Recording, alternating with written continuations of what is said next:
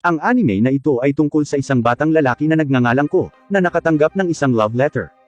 Pagkabukas nito ay pinuntahan niya ang dalaga. Gayunpaman, tinanggihan niya ang kanyang panukala. Wala siyang balak na saktan ang damdamin niya, paliwanag niya na hindi naman sa hindi siya maganda, hindi lang niya naiintindihan ang tungkol sa pagmamahal. Tumatakbong umiiyak ang dalaga, at kinabukasan, sinimulan ng kanyang mga kaibigan na ibuli si Ko dahil sa pagtanggi sa kanya. Sinimulan nila siyang abusuhin at sabihin sa kanya kung gaano siya kawalang halaga. Habang nagpapatuloy ang bagay na ito, ang pakikisalamuhan ni Ko sa kanyang paaralan ay nawawala. Hindi siya komportable at nagpasya siyang lumabas sa gabi sa unang pagkakataon. Sa isang mundo kung saan natutulog ang karamihan sa mga tao sa gabi, gusto niyang tuklasin kung ano ang nagiging hitsura ng lungsod. Nagliliwanag ang langit sa sobrang dami ng mga bituin. Sa pagtingin sa paligid, nakikita niya ang mga walang laman na kalsada at may biglaang pakiramdam ng kalayaan.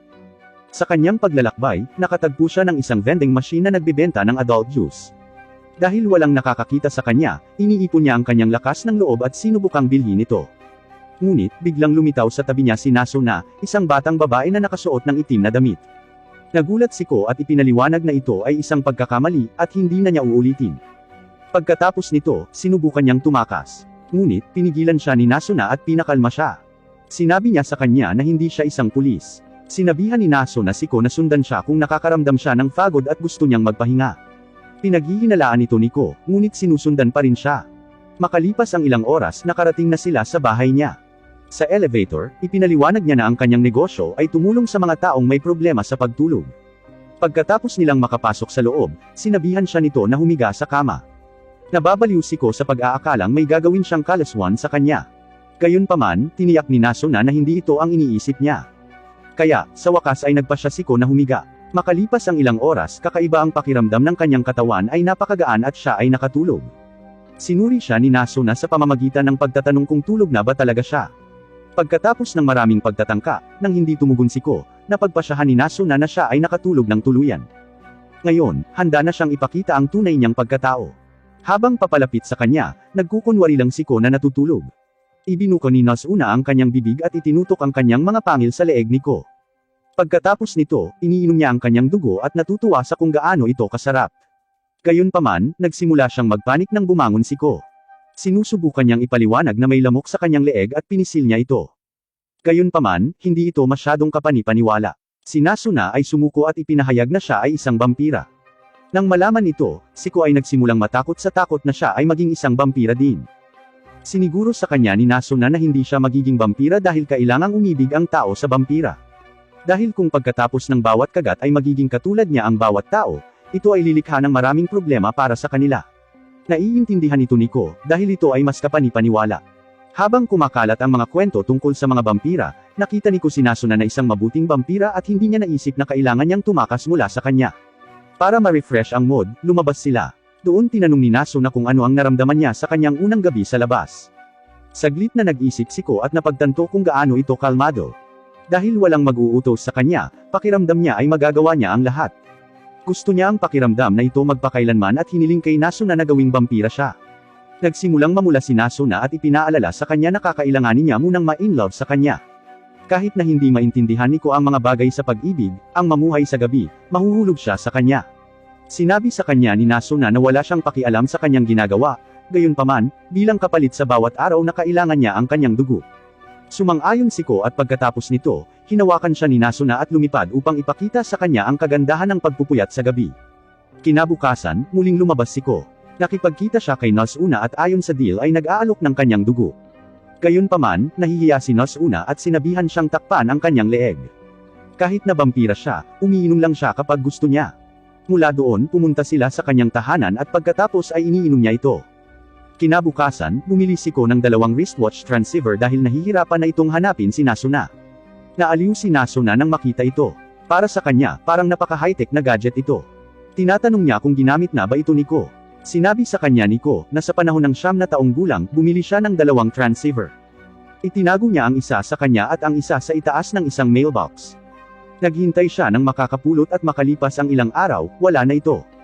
Sinubukan niyang magpadala ng mensahe ngunit hindi niya magawa at nagpa siya na hintayin ang ibang tao na gumawa ng unang hakbang. Nalungkot si Nasuna nang marinig ang kwento kaya natawa siya. Sinabihan siya ni Ko na hinto ang pagtawa sa kanya at ibigay ang transceiver. Sinabi niya kay Nasuna na pumunta ng mga 150 metro dahil mayroon lamang itong range na ito. Pagkaalis ni Nasuna, nagpadala siya ng mensahe. At masaya na ito ay gumagana. Nagkita silang muli at pagkatapos ay dinala ni Nasuna si Ko sa kanyang paaralan. Dahil walang tao sa paligid, ito ang unang pagkakataon na nakadama ng ganito kagaan ang pakiramdam ni Ko. At hindi nagtagal, iniinom ni Nasuna ang kanyang hapunan. Sa kanyang pagbabalik, sinusubukan ni Ko na magpadala ng mensahe gamit ang kanyang lumang transceiver. Sa hindi inaasahang pagkakataon, nagpapadala ang mensahe, at lumitaw ang isang batang babae na nagngangalang Akira. Siya ay kaibigan ni Ko at nag-aaral sa kanyang paaralan. Sa lahat ng oras na ito, siya pala ang nakakuha nito. Nagulat si Ko at nagtanong kung paano niya ito nakuha. Natarante si Akira dahil nakita niyang iniwan ni Ko ang transceiver sa itaas ng kanyang mailbox. Sa pag-aakalang gusto niyang maglaro, hinintay niya itong gumawa ng unang hakbang. Bata pa lang sila Akira at Ko ay magkasama ng naglalaro. Gayunpaman, habang umuunlad ang kanilang klase, kailangan nilang gumugol ng mas maraming oras sa pag-aaral at kalaunan ay tumigil sa pakikipag-usap. Si Akira na may pag-aalalang tono, nagtatanong kung okay lang ba ang lahat. Napansin niyang ilang araw na itong hindi pumapasok sa paaralan. Ipinaliwanag ni Ko at sinabi sa kanya ang nangyari sa kanya. At dahil dito, nagsimula siyang hindi magustuhan sa paaralan. Hindi na nagsalita pa si Akira at nagtanong kung bukas ay maaari silang magkita muli sa ganitong oras. Sumasang-ayon si Ko, ngunit bago umalis, nagulat siya nang makita siyang nakauniporme ng paaralan sa mga oras na ito. Ipinaliwanag ni Akira na karaniwang nagigising siya ng alas 4 at mas gusto niyang pumasok sa paaralan ng maaga. Kahit na napakaaga pa, wala talaga si Ko sa posisyon para magsabi ng kahit ano tungkol dito.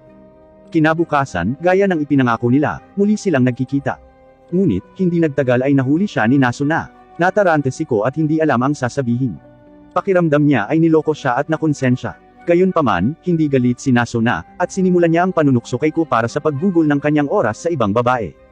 Nagtatanong si Akira tungkol sa kanilang relasyon. At bilang tugon, ipinaliwanag ni Nasuna na pisikal lamang ang relasyon nila ni Ko, wala nang iba pa. Nagpanik si Ko at pinagalitan siya sa walang katotohanan na paraan ng pagkukwento nito. Si Akira tulad ng sinumang normal na tao ay nag-misinterpret na sila ay nagde-date. Gayunpaman, nahihiya si Nasuna at sinabi sa kanya na huwag iugnay ang lahat sa pag-ibig.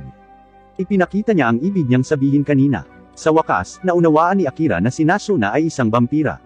Pagkaalis ni Akira papuntang school, naglakad sina Ko at Nasuna. Napansin ni Ko na parang galit si Nasuna. Tinatanong niya kung hindi niya gusto ang paggugol niya ng oras kay Akira. Sinabi sa kanya ni Nasuna na hindi siya galit at umaalis lamang. Sigurado na si Ko ngayon na galit siya at sinusundan siya. Hinahanap niya ito sa mga lugar na dati nilang pinagtagpuan. Gayunpaman, hindi niya ito mahanap. Habang umaakyat si Ko sa hagdan ay nahulog siya at nasaktan ang sarili. Papasikat na ang araw at sa huling pagkakataon, muli siyang nagpadala ng mensahe. Sa kabutihang palad, sa pagkakataong ito ay naipadala ang mensahe. Habang sinusundo si Nasuna, humingi ng paumanhin si Ko sa palihim na pakikipagkita sa isang kaibigan at ipinaliwanag niya na gusto talaga niyang makabawi. Biglang lumitaw si Nasuna at tiniyak sa kanya na hindi siya galit na medyo naiirita. Natatakot siya na dahil kay Akira, titigil na si Ko sa pagpapalipas ng oras sa gabi at babalik sa kanyang paaralan. Sa wakas ay naunawaan na ni Ko ang sitwasyon at tiniyak sa kanya na wala siyang planong bumalik. Napansin ni Nasuna ang dugo sa lobby ni Ko at tinanong niya ito. Sinabi ni Ko na nahulog siya at nasaktan. Si Nasuna ay tumingin ng malapitan. Habang tinitingnan niya ang dugo ay hindi niya napigilan ang sarili kundi halikan siya. Pagkatapos, umalis na lang siya, naiwan si Ko na gulat na gulat. Kinabukasan, habang papunta si Ko, may nakita siyang mag-couple na naghahalikan. Nagsisimula siyang mamula nang maalala ang halik niya kay Nasuna kahapon. Sa kanya napagtanto na ang mga taong nagmamahalan ay ang mga naghahalikan. Nakaramdam siya ng biglaang pagtaas ng kumpiyansa at naniniwalang maaari na siyang maging vampira ngayon. Nakipagkita siya kay Nasuna at nag-alok ng kanyang dugo. Lumapit si Nasuna at ininom ito. Gayunpaman, walang nangyayari. Si Ko ay nalilito at hindi alam kung paano ito posible. Ipinaliwanag ni Nasuna na dahil lang sa paghalik nila ay hindi ibig sabihin na in love na sila sa isa't isa. Hindi ito kung paano gumagana ang pag-ibig. Nalungkot si Ko dahil akala niyang madali lang. Kinabukasan, sa daan upang puntahan si Nasuna, nakita niya si Akira. Hating gabi pa lang at napapansin niyang kakaiba ang gising nito sa ganitong oras. Ibinunyag ni Akira na kani-kanina lamang, nahihirapan siyang matulog at gusto niyang maglakad-lakad. Niyaya siya ni Ko sa lugar ni Nasuna kung okay lang siya dito. Dumating sila sa kanyang lugar at naglalaro ng ilang video game. Pagkatapos ni Ko, tinanong ni Nasuna si Akira kung gusto niyang maglaro. At kapag nanalo siya, hahalikan siya ni Nasuna. Nagulat si Akira at tinanggihan ang alok. Tinatanong niya kung ganoon din ang kondisyon para kay Ko. Nang sinabi ni Nazuna na oo, nabigla si Akira at iniisip kung ano ang ginagawa ng dalawang ito tuwing gabi. Bilang isang kaibigan, sinabi ni Akira kay Ko na siya ay lubos na sumusuporta sa kanyang uri ng babae ngunit hindi niya ito pinapayagang makipag-date sa isang vampira. Itinama siya ni Nazuna na hindi sila nagde-date. Gusto lang ni Ko na maging vampira at gusto naman niya ang dugo nito, habang malapit na ang oras para uminom ng dugo si Nazuna. Pagkatapos inumin, sinabi niya sa kanilang dalawa na matulog. Gayunpaman, tutol si Akira sa ideya at nais na umalis para pumasok sa kanyang paaralan sa lalong madaling panahon. Sinabi sa kanya ni Nazuna na sa labas ay umuulan at hindi siya gagawa ng anumang bagay na bastos. Sa wakas, nagpasya si Akira na humiga na may balak na umalis papuntang paaralan sa sandaling tumigil ang ulan. Gayunpaman, nakatulog siya ng 4 na oras. Sa kabila ng pagiging late, ito ang unang pagkakataon pagkatapos ng maraming taon, si Akira ay nagkaroon ng disenteng tulog. Kinabukasan, pagkatapos ng matinding pagkatalo, si Nazuna ay nagsawa at nagpasyang magtungo sa malapit na hot spring. Matapos maligo ng ilang oras, nakatanggap siya ng mensahe mula kay Ko at nakipagkita sa kanya. Para kay Ko, first time niyang makita si Nazuna na nakalugay ang buhok. Namumula siya at iniisip kung 9 love na ba siya dito. Kaya nag-aalok siya ng kanyang dugo. Pagkatapos maligo ay gutom na si Nazuna, kaya naman walang paligoy-ligoy ay sinimula na niya itong inumin. Gayunpaman, siya ay nagtatapos sa pag-inom ng labis, na si Ko ay nagsimulang makaramdam ng pagkahilo. Nakahanap sila ng malapit na hotel at pumunta doon para magpahinga ng ilang oras. Gayunpaman, hindi ito ang uri ng hotel na iniisip nila. Si Ko pagkatapos makakuha ng kaunting lakas ay naguguluhan pa rin at nagtataka kung bakit hindi pa rin siya vampira. Muling sinabi sa kanya ni Nazuna na naaakit lamang siya sa kanyang hitsura. Ito ay hindi pag-ibig ngunit isang hakbang pa lamang. Matapos magpahinga ng ilang oras, lumabas na sila. Habang dumadaan sila sa mga tao, sinimulan ni Nazuna na sabihin kay Ko kung kaninong dugo ang kanyang nainom. Pero, ayaw makinig ni Ko dahil medyo nagseselos siya. Gusto niyang uminom lang siya ng kanyang dugo. Napansin ito ni Nazuna at sinimulan siyang asarin ito. Sinisiguro niya sa kanya na simula nang makilala niya ito, dugo lang niya ang nainom niya. Dahil sa sobrang sarap ay wala siyang pakialam sa iba. Biglang may pumasok sa isip na tanong, at tinanong ni Ko kung paano kinakaya ni Nazuna ang kanyang pamumuhay. Dahil nakakasama lang niya ito o ginugugol ang kanyang oras sa paglalaro. Dinala siya ni Nazuna sa kanyang tahanan at ipinaliwanag na mayroon siyang negosyo upang matulungan ang mga customer na pagod, na makatulog, dahil sa pagtatrabaho sa buong araw. At pagkatapos mag-alok ng mga serbisyo ay sinisingil niya sila ng 3,000 hanggang 4,000 yen depende sa tagal, at iniinom din ang kanilang dugo. Nag-demonstrate siya, at nang iinom na siya, tumunog ang bell. Sa pagsuri, nag-aalala si Nazuna nang malaman niyang customer niya ito. Nag-aalala siya dahil pagkatapos niyang imasahe si Ko, pagod na pagod siya at wala na siyang lakas para mag-attend ng mga customer. Gayunpaman, ayaw din niyang paalisin ang customer dahil pinili niya ang pinakamamahal na masahe. Hiniling niya kay Ko na pagsilbihan ang customer at bilang kapalit, bibigyan niya ito ng 2,000 yen. Napaisip lang si Ko sa narinig na halaga. Para sa isang batang tulad niya, ito ay malaking pera. At higit pa rito nangako si Nazuna na hahalikan siya bilang karagdagang gantimpala. Natukso si Ko sa alok at pumayag. Gayunpaman, hindi ito dahil sa halik, ito ay dahil sa pera. Kahit na sa puntong ito, si Ko ay hindi nahulog sa pag-ibig kay Nazuna at nakikita pa rin siya bilang isang magandang vampira lang na pinagkasunduan niya ng deal. Inimbitahan ni Ko ang babae at ang pangalan niya ay Shirakawa. Pagkatapos magpalit ng damit, nagsimulang magmasahe si Ko. Noong una, naghinala si Shirakawa kay Ko, ngunit habang nagpapatuloy ang session ay medyo nakaka-relax siya. Habang nag-uusap sila, nagulat siya nang malaman niyang unang beses itong gawin ni Ko. Ipinaliwanag ni Ko na abala ang kanyang amo ngayon kaya naman siya ang gumagawa ng trabaho sa halip na siya. Si Shirakawa ay walang pakialam dito dahil lahat ng stress niya ay nawala na. Pagkaalis niya, humanga si Nazuna sa trabaho ni Ko at dinala siya sa isang night party. Gayunpaman, dahil halos lahat ay nasa hustong gulang, medyo hindi komportable si Ko. Napansin niya ang ilang lalaki na lumalapit kay Nazuna. Nagseselos siya, ngunit natatakot siyang harapin ang mga matatanda. Sa kabilang banda, napansin ni Nazuna na hindi darating si Ko para tulungan siya. Kaya, sinabi niya sa mga lalaki na wala siyang kasama, at maaari niyang gugulin ang kanyang oras sa kanila kung kaya nilang magbayad ng juice. Nang marinig ito, medyo naasar si Ko.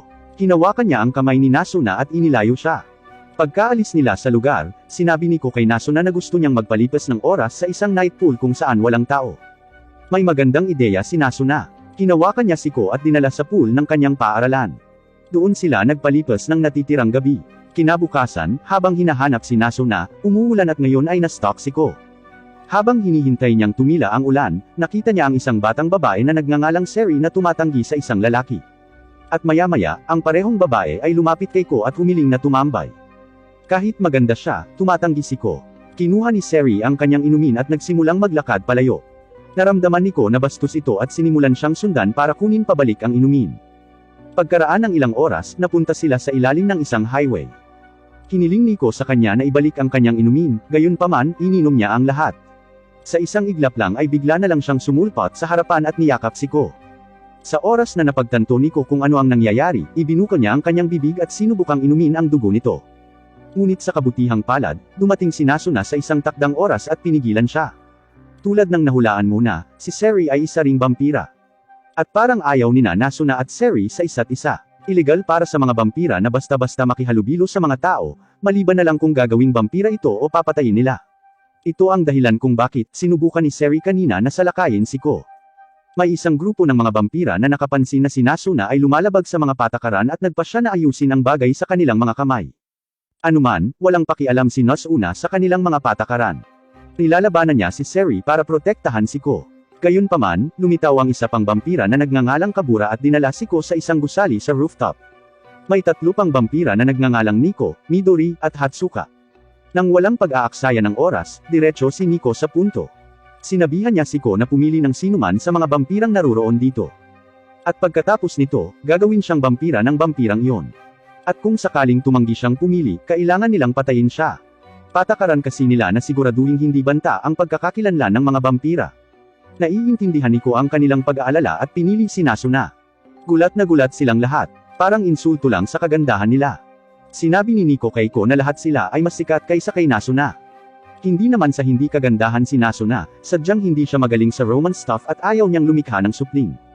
Pinaupo ni Nico si Ko sa tabi niya. Sinabi niya sa kanya na kalimutan ang tungkol kay Nasuna at piliin siya. Gayunpaman, ang iba pang mga vampira ay hindi nagustuhan ni Nico na palihim na gawin si Ko bilang kanyang offspring, at nagsimula silang mag-away tungkol dito. Sa kabila ng lahat ng kaguluhan, matatag si Ko sa kanyang desisyon na umibig kay Nasuna lamang. Sa sandaling ito, dumating si Nasuna. Narinig niya ang sinabi ni Ko at nagsimulang makaramdam ng hiya. Pagkatapos huminahon, sinabihan niya si Ko na bumalik. Gayunpaman, bago sila umalis, sinabi ni Nico kay Ko na maging vampira sa lalong madaling panahon. Dahil kung hindi siya magiging vampira bago ang 1 taon, hinding-hindi na siya magiging vampira. Ang ibig sabihin naman nito, wala silang ibang magagawa kundi ang patayin siya. Nagsimulang matakot si Ko at tinanong si Nasuna kung bakit hindi niya sinabi sa kanya ang tungkol dito ng mas maaga.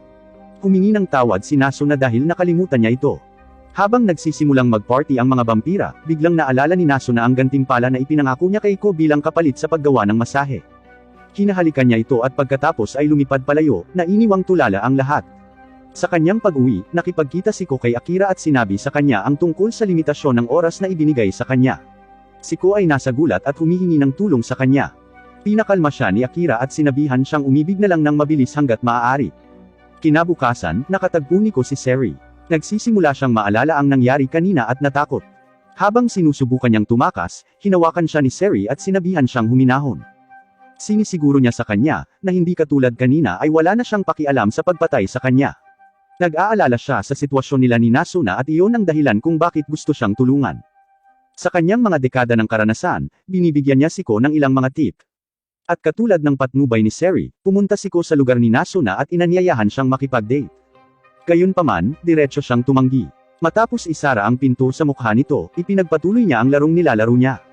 Nadama ni Ko ang kawalan ng respeto at tinanong kung ang isang video game ay mas mahalaga kaysa sa kanyang buhay. Sagot ni Nasuna, well, obviously. Galit na pinatay ni Ko ang laro at kinaladkad siya palayo sa date. Buti na lang at mabait na vampira si Nasuna, dahil kung hindi, niluto na sana si Ko sa pagtanggal ng cable. Ayon sa planong ibinigay ni Seri, dinala muna siya ni Ko sa isang romantikong pelikula. Kung titignan mo ang mukha ni Nasuna ay malamang na mahuhulaan mo kung gaano siya nag-enjoy. Pagkatapos ng pelikula, pumunta sila sa isang restaurant kung saan umiinom sila ng kape. Gayunpaman, sa huli, umuwi si Ko na nakakaramdam ng kalunos-lunos sa kawalan ng pag-unlad. Habang nakahiga siya habang iniisip ang susunod na plano, kinatok ni Nasuna ang bintana. Humihingi siya ng paumanhin na dapat ay nagpanggap man lang siya na nag-e-enjoy sa date. Hinawakan niya si Ko at lumipad sa langit para ipakita sa kanya kung paano dapat ang isang date. Kinabukasan, sa kanyang paglalakbay upang makita si Nasuna, si Ko ay nagkaroon ng hindi inaasahang pagtatagpo sa kanyang matagal ng kaibigan, si Mahiro. Ilang taon na rin ang lumipas mula nang magkaroon sila ng maayos na pag-uusap. Sina Ko, Akira, at Mahiro ay matalik na magkaibigan noong sila ay maliit pa. Ngunit sa kanilang paglaki, nagkahiwalay ang kanilang mga klase, kailangan nilang mag-aral ng higit pa, at sa huli, hindi na sila nag-uusap. Ang pagiging extrovert ni Mahiro ay mahilig mag-party at magpalipas ng oras sa labas.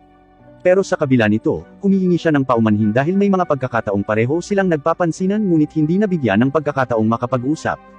Humingi din ng paumanhin si Ko at ipinahayag kung gaano niya kagusto ang muling pagsasama sa kanya. Biglang mula sa kung saan, lumitaw si Akira at sinabi sa kanila na ang kanilang pag-uusap ay nagpaparamdam sa kanya ng awkward. Nagbabahagi sila ng sandali, at sinabi ni Akira kay Mahiro ang tungkol sa pagpapakatanga ni Ko sa isang babae. Nakita ni Mahiro na ito ay kahanga-hanga. Gayunpaman, nakatanggap siya ng isang text mula sa kanyang tahanan. At bago umalis ay sinabi niya sa kanila na gusto niyang tumambay muli ng ganito. Pagkatapos magpaalam kay Akira, muling nakipagkita si Ko kay Nasuna. Habang naglalakad sila, nakita ni Seri si Ko mula sa malayo at sinubukan siyang yakapin. Ngunit sa hindi inaasahang pagkakataon, nakatanggap siya ng sipa mula kay Nasuna. Ipinaliwanag ni Seri na wala siya rito para makipag-away at gusto lang niyang tumambay. Nakita ni Nasuna itong kakaiba dahil si Seri ang nagsabing tutol siya sa pagiging magkaibigan ng mga vampira at tao. Sa malungkot na tono, sinabi ni Seri kay Nasuna na siya ay tama dahil hindi siya kailanman maaaring makipagkaibigan sa isang tao. Pagkaalis niya, nilapitan siya ni Ko. Nakita niya ang malungkot na tingin at nagtatanong kung ayos lang ang lahat. Dinala ni Seri si Ko sa malapit na karaoke. Doon niya sinabi sa kanya na sikat siya sa mga lalaki. At kamakailan lang, isa sa kanila ang nag-stalk sa kanya na parang kilabot. Ayaw niya ng gulo, pero kapag nawala sa kontrol ang mga bagay, papatayin niya ang tao. Noon lang, isang lalaking nagngangalang Akan ang nakatayo sa harap ng silid. Sinimulan niyang kumalampag sa pinto para makuha ang atensyon ni Seri. Sinabi ni Seri kay Ko na ito ang lalaking kausap niya kanina. Ipinaliwanag niya na sa pamamagitan lamang ng pag-hi sa mga tao na ito, aalis na sila. Kailangan lang nila ng atensyon at gagawin ang lahat para dito. Gayunpaman, nabuksan ang pinto at pumasok si Akan. Si Seri ay napuno na. Hindi na niya hahayaang masira ang kanyang privacy at sinusubukang atakihin siya. Ngunit bago niya ito masaktan, iniligtas siya ni Ko at tumakas. Ngunit hindi nagtagal ay naabutan sila ni Seri. Ibinigay ni Seri ang huling babala kay Ko na huwag pumasok sa pagitan ng kanyang pagpatay. Pero nang ayaw umalis ni Ko, sinusugod niya siya. Sa kabutihang palad, dumating si Nasuna sa oras at hinarangan ang kanyang pag-atake. Sinabi niya kay Seri, na hindi niya hahayaan si Ko na mag-isa sa isang kilabot na tulad niya. Na-curious si Nasuna at tinanong si Seri kung bakit niya sinusubukang pumatay ng tao gayong palagi niya itong ginagawang mga vampira. Na may kakaibang tono, tinanong niya kung si Akan ay isang bagay na espesyal sa kanya. Sa wakas ay ipinahayag ni Seri ang kanyang pagmamahal kay Akan. Hindi pa nagtagal, nakilala niya ito malapit sa isang parke. Kung saan siya ay nalulungkot sa pakikipaghiwalay sa kanyang kasintahan. Noong una, buong intensyon niya na gawing offspring siya. Gayunpaman, habang patuloy silang nagkikita at nag-uusap, napagtanto niya na hindi siya katulad ng ibang mga tao na ginawang vampira niya. Unti-unti siyang nahuhulog sa kanya. Gayunpaman, hindi niya magawang ipagtapat ang kanyang pag-ibig dahil bawal ang isang vampira at isang tao na magsama. At ayaw din niyang maging vampira siya dahil aagawin niya ang lahat sa kanya. Kaya, nagpasya siyang lumayo sa kanya at iniwan siya ng walang anumang tamang paliwanag. Gayunpaman, para kay Akan ito ay isang pagkabigla. Hindi niya maintindihan ang dahilan kung bakit sila naghiwalay at sinubukan siyang i-text at sundan para makakuha ng tamang sagot. Gayunpaman, ngayon ay hindi na niya ito kayang panghawakan at gusto na lang niyang tapusin ito ng tuluyan. Naging emosyonal si Seri pagkatapos sabihin ito. Lumapit si Akan at sinabi kay Seri na sa tuwing kasama niya ito ay napupuno ng kagalakan. At kung ang halaga para maramdaman ang kagalakan na ito habang buhay ay ang pagiging vampira niya, matutuwa siya. Itinaas niya ang kamay niya at ginawang vampira siya ni Seri. Sa pagiging masaya ng lahat, ginugugol nila ang gabi sa pagdiriwang ng okasyon na ito. Kinabukasan, masama ang kalagayan ng negosyo ni Nasuna. Kakaunti lang ang mga customer na nag-a-apply para sa kanyang serbisyo, kaya para makabawi ay ipinadala niya si Ko para maghanap ng mukhang pagod.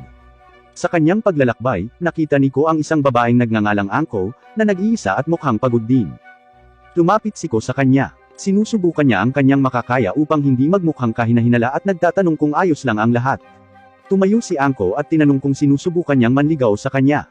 Pumunta sila sa isang malapit na restaurant kung saan si Ko ay nataranta at ipinaliwanag na wala siyang intensyon na manligaw sa kanya. Ipinaliwanag niya na naghahanap lang siya ng mga potensyal na customer sa mga kahilingan ng kanyang amo. Matapos malaman ni Angko ang edad ni Ko, tinanong siya kung bakit ang isang tulad niya na wala pang 18 taong gulang ay nagtatrabaho pagkatapos ng legal na oras ng pagtatrabaho. Dahil alinsunod sa batas sa paggawa, maaari niyang isumbong ang boss ni Ko. Natatakot na si Ko, pero, buti na lang nagbibiro lang si Angko. Nauunawaan niya na kung ang isang batang bata ay nagtatrabaho ng gabing ito, sigurado na mayroon itong mga dahilan. Ibinunyag ni Angko na siya ay isang private detective at kadalasang nakikitungo sa mga interpersonal na kaso tulad ng pagpatay, pakikipagrelasyon, at mga nawawalang tao. Tinanong niya si Ko kung karaniwang gising siya sa mga oras na ito. Matapos malaman na siya nga, ipinakita sa kanya ni Angko ang isang larawan ng isang taong nawawala. Natarante si Ko nang mapagtanto niyang si Akon yon. Sa isang natatakot na tono, ayaw niyang kilalanin ang tao. Gayunpaman, napansin ni Angko ang isang biglaang pagbabago sa kanyang ekspresyon at hinila siya palapit. Tinatakot niya itong sabihin sa kanya ang kanyang nalalaman. Ngunit bigla itong umatras at humingi ng paumanhin sa pananakot sa kanya. Bago umalis, binayaran niya ang bill at sinabihan si Ko na makipag-ugnayan sa kanya kung sakaling makakuha siya ng anumang impormasyon. Gayunpaman, hindi pinaplano ni Angko na iwanan si Ko anumang oras sa lalong madaling panahon. Naghihinala siyang may alam si Ko at mula ngayon ay sinusundan siya. Pagkalipas ng ilang araw, nakipagkita si Ko kina Akira at Mahiro para tumambay ng magkasama gaya ng ipinangako noon. Pumasok sila sa loob ng paaralan at sinimulan nilang banggitin ang lahat ng mga alamat tungkol sa mga alamat sa lungsod na nakapalibot sa mga paaralan. Tulad ng, nakatayo sila sa harap ng salamin at tumawag ng isang tiyak na pangalan ng 3 beses upang makita kung may darating. O pumunta sila sa kanilang music room para tingnan kung kusang tumutugtog ang piano. Ngunit tulad ng inaasahan, ang lahat ay alingaw-ngaw lamang.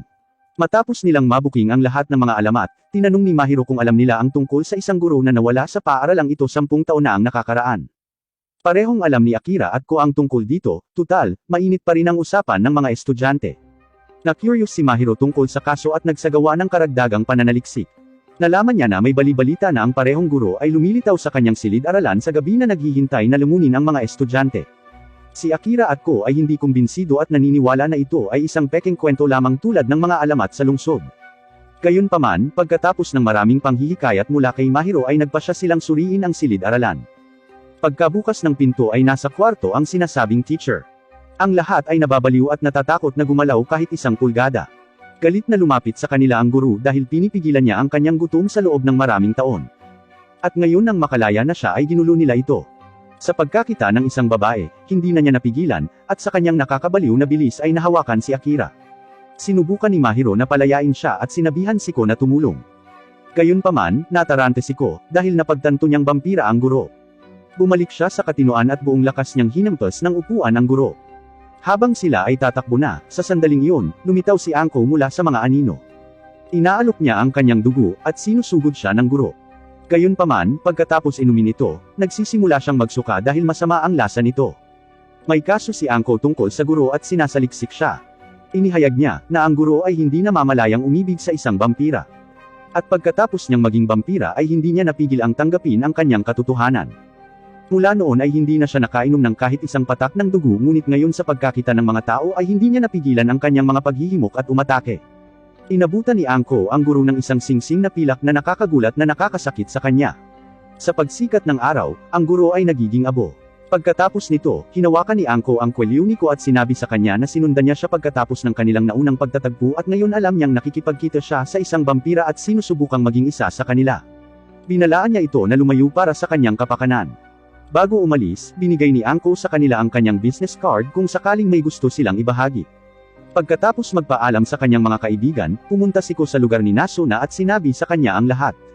Natatakot siya na baka maging psycho vampire ito tulad ng teacher. Tiniyak sa kanya ni Nasuna na hindi niya gagawin.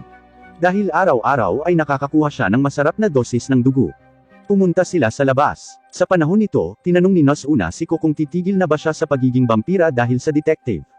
Tinitiyak ni Ko sa kanya na hindi niya gagawin. Gayunpaman, nang makitang madaling mapatay ni Angko ang vampira, natakot siya na susundan niya si Nasuna at iba pang mga vampira. Si Nasuna ay mukhang medyo nag-aalala na malaman na ang mga tao ay nakahanap ng paraan ng pagpatay sa mga vampira. Ilang dekada na siyang nabubuhay pero hindi pa rin siya nakatagpo ng ganoong kakayahan. Sa kabila nito, tinitiyak niya kay Ko na magiging maayos ang lahat. Bago umalis ay umiinom siya ng dugo ni Ko at pumunta sa kani-kanilang landas. Sa kanyang daan, nilapitan ni Mahiro si Ko. Pagkatapos makipag-usap kay Anko, sinabihan niya si Ko na huwag maging vampira. Ayaw niyang makitang nagiging halimaw ang kaibigan tulad ng nakita nila kanina. Pinayuhan siya ni Mahiro na maglaan ng oras at gawin ang desisyon. Kinabukasan, bago umalis para makipagkita kay Nasuna, si Ko ay nasa bahay na nag-iisip kung dapat ba siyang huminto o hindi. Pumasok si Nasuna sa kwarto. First time niyang makapasok sa kwarto ng isang lalaki at natuwa siya. Sinabi sa kanya ni Ko ang tungkol sa pakikipag-ugnayan niya kay Mahiro. Tinanong ni Naso na kung sinusubukan niyang umalis. Inihayag ni Ko na mula nang makita ang detective at Mahiro ay nalilito na siya. Gusto niyang tamasahin ang kalayaan ng gabi, gayunpaman, natatakot din siya kung ano ang maaaring gawin ng detective sa kanya at sa iba pang mga vampira. Pagkatapos pakinggan ito, sinabi ni Naso na kay Ko na nagsinungaling siya sa kanya. Ilang dekada na siyang vampira ngunit pangungulila lang ang nararamdaman niya at wala ng iba. At sa tuwing makakasama niya ito, magandang bahagi lang ang ipinapakita niya. Pero sa totoo lang, kung magiging vampira siya, malulungkot lang siya. Pagkasabi nito ay papaalis na si Naso na. Ngunit bago ito, sinubukan siya ni Ko na pigilan, habang papalapit siya, nadada pa siya, nataman ang upuan sa mesa, nahulog ang remote, namatay ang ilaw at pagkatapos nito, tulad ng anumang romantikong pelikula ay maginhawa siyang bumagsak sa kanya. Noong una, parang hahalikan siya ni Naso na, pero nauwi sa pag-inom ng dugo ni Ko at umalis. Kinabukasan, nakipagkita si Ko kay Anko. Tinatanong niya kung gaano karami ang alam nito tungkol sa kanya. Si Anko ay nagsaliksik at alam kung kailan at saan niya nakilala si Naso na. Alam din niya na si Ko ay nasa isang napakahigpit na lugar. Kung hindi siya maging vampira ay papatayin siya ng mga ito. At kung kahit papaano ay maging isa siya, walang awang papatayin siya nito. Sa lahat ng ito, hahayaan niya itong magdesisyon. Ngunit ipinangako niya sa kanya, na kung pipiliin niyang manatiling tao, paprotektahan niya ito at bilang kapalit ay papatayin ang lahat ng mga vampira. Takot na takot si Ko. Sinabi niya sa kanya na hindi lahat ng vampira ay masama at hindi siya papanig sa kanya. Nang walang ibang opsyon, inilabas ni Anko ang kanyang telepono at tumawag sa 911. Ipinaliwanag niya sa pulisya ang tungkol sa isang estudyanteng naglalakwatsa sa gabi. At natatakot siya na baka gumawa siya ng isang bagay na makakapinsala sa kanyang sarili, kaya kailangan nilang dumating ng mabilis hanggat maaari. Tumakas si Ko, natatakot siya dahil kapag nahuli siya ng mga pulis, hindi na siya muling makakalusot sa gabi. Nakarating siya sa isang park at nagtago. Doon, biglang sumulpot si Hatsuka. Mula doon, pumunta sila sa kanyang tahanan. Kahit na mukhang babae si Hatsuka, sa totoo lang, lalaki si Hatsuka. At tulad ng marami sa inyo, ito ay dumating bilang isang nakagugulat na sorpresa din kay Ko. Sinabi ni Hatsuka kay Ko ang tungkol sa isang away na nagaganap sa pagitan ni Nico at Nasuna. Dahil sinubukan ni Nasuna na kumbonsihin ang mga vampira na huwag patayin si Ko kahit hindi siya maging vampira. Galit na galit si Nico dahil kabaligtaran ito ng deal nila kanina. Iminungkahi ni Hatsuka na kung gugustuhin ni Ko, maaari siyang ma-inlove sa kanya at madaling maging vampira. Kahit alam ni Ko na hindi siya mai-inlove sa isang lalaki, pero out of curiosity pa rin nagtatanong kung paano ito posible. Ipinaliwanag ni Hatsuka na kaya niyang i-brainwash ang utak ng mga tao at ipaisip sa kanila na umibig sila sa kanya. At kagaya nila, magagawa rin niya kay Ko. Tumanggi si Ko dahil desidido siyang umibig kay Nasuna.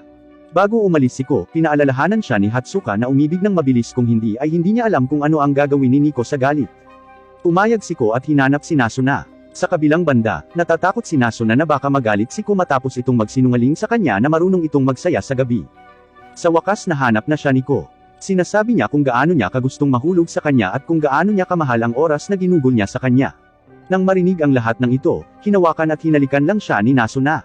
At nangako na simula ngayon ay mapapafall na rin siya sa kanya. Dinadala nito ang pagtatapos ng season ng anime.